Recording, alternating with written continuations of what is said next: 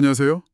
오늘 저희는 여러분께서 보내주신 한국 관련 최신 비즈니스, 또 외교, 정책, 뉴스 자료들 함께 깊이 파고들어 볼 시간입니다. 네, 안녕하세요. 이게 보니까 한미 정상 외교부터 시작해서 대규모 투자, 또 국내 정치 경제 동향까지 정말 다양한 정보들이 있더라고요. 네, 맞습니다. 굵직한 이슈들이 많죠. 그래서 오늘 저희는 이 정보들 속에서 가장 중요한 흐름이 뭔지, 또 그 의미는 뭘지 같이 짚어보고요.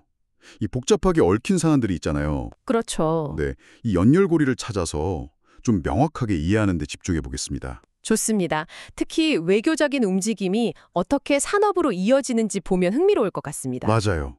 그럼 먼저 그 한미 정상 외교 소식부터 시작해 볼까요?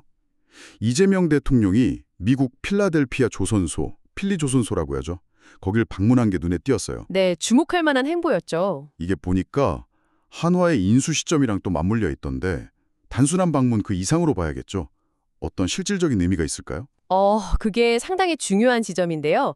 필리 조선소는 아시다시피 미 해군 함정 건조랑 관련이 깊습니다. 네.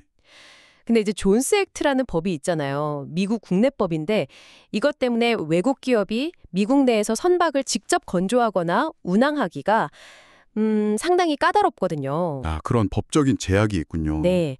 그래서 한화의 인수는 단순히 기업 인수가 아니라 미국 내에 어떤 생산 거점을 확보하는 의미가 있고요. 동시에 이제 한국의 우수한 설계나 엔지니어링 역량을 결합하는 거죠. 아, 그러니까 미국 생산 플러스 한국 기술 이런 협력 모델 같은 건가요? 그렇죠. 정확합니다. 뭐랄까 이원화된 가치 사슬을 만드는 건데 이게 장기적으로 보면 뭐 환율 변동 위험이라든지 아니면 뭐 통상 압력 같은 그런 리스크를 줄이는 데도 꽤 효과적인 전략이 될 수 있습니다. 그렇군요.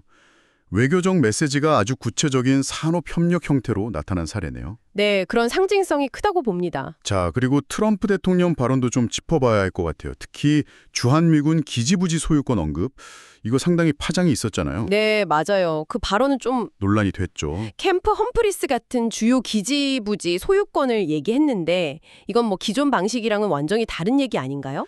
네, 현행 그 SOFA, 주둔군 지휘협정 체계에서는 한국이 부지를 무상으로 제공하게 되어 있거든요. 그렇죠. 근데 이제 소유권을 거론했다는 건 그 기본 틀과는 다른 접근인 거죠. 물론 이게 당장 뭐 정책 기조가 확 바뀐다 이렇게 보기는 좀 어려울 것 같고요. 당장은 아니다. 네, 아마도 이제 곧 있을 방위비 분담금 협상 같은 데서 좀 유리한 위치를 차지하려고 하는 뭐랄까 일종의 협상용 발언, 레토릭일 가능성이 현재로서는 좀 더 높아 보입니다. 협상 카드일 수 있다. 네. 하지만 뭐 중장기적으로 봤을 때는 주둔 관련 정책에 대한 어떤 불확실성 이런 걸 좀 키울 수 있는 그런 요인이 될 수는 있겠죠. 네, 계속 주시해야 할 부분이겠네요. 자, 이런 어떤 외교적인 큰 흐름 속에서 한국 기업들의 대규모 대미 투자가 또 발표됐습니다. 무려 1,500억 달러 규모라니 어마어마한데요. 네, 정말 엄청난 규모죠. 그의 HBM 패키징 공장 증액 검토 얘기도 있고 현대차 로봇 공장, 또 삼성전자 파운드리 추가 투자 검토 이런 것들이 대표적인데 이게 단순히 그냥 미국 시장이 크니까 투자한다 뭐 이런 차원은 아닌 것 같거든요. 그럼요. 이건 훨씬 더 전략적인 배경이 있습니다. 기본적으로는 미국의 그 공급망 재편 전략에 발맞추는 거고요. 공급망 재편이요? 네, 현지의 생산 기반을 미리 확보하려는 그런 다각적인 포석이라고 봐야 합니다. 특히 이제 반도체, 전기차, 배터리, 로봇 같은 첨단 산업 분야에서 이게 두드러지죠.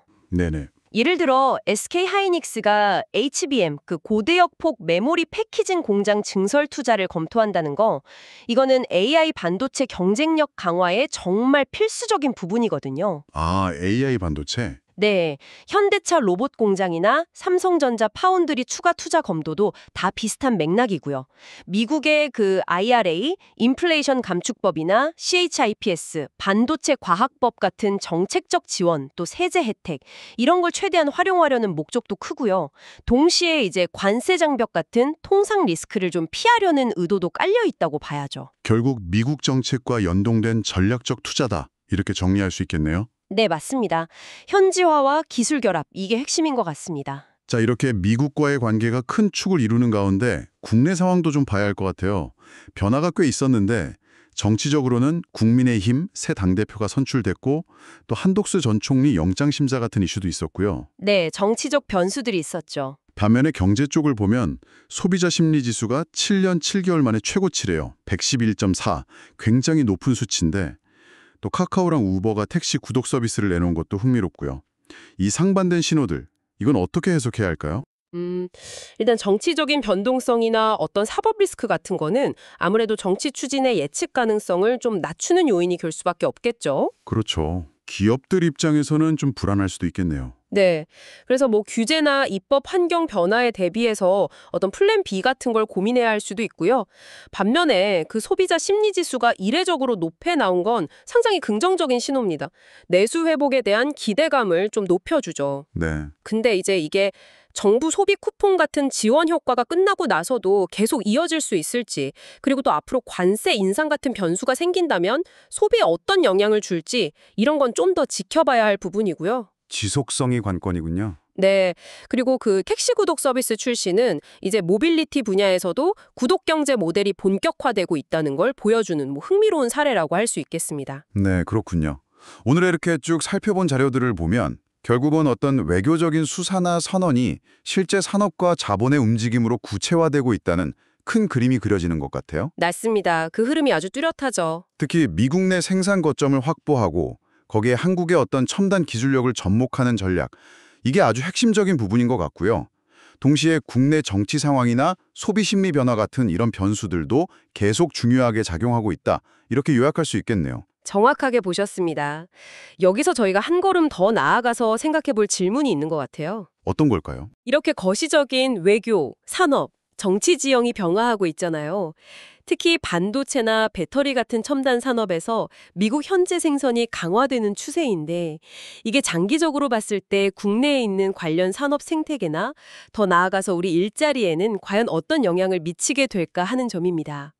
아, 그 파급효과요? 네, 이 거대한 투자 계획이나 동맹 강화 논의가 결국 개인의 삶, 여러분의 삶과는 어떻게 연결될지 한번 구체적으로 생각해 보시면 어떨까 싶습니다. 그 영향이 긍정적일 수도 또 다른 측면이 있을 수도 있거든요. 네, 아주 중요한 질문이네요. 거시적인 변화와 나의 연결고리를 찾아보는 것.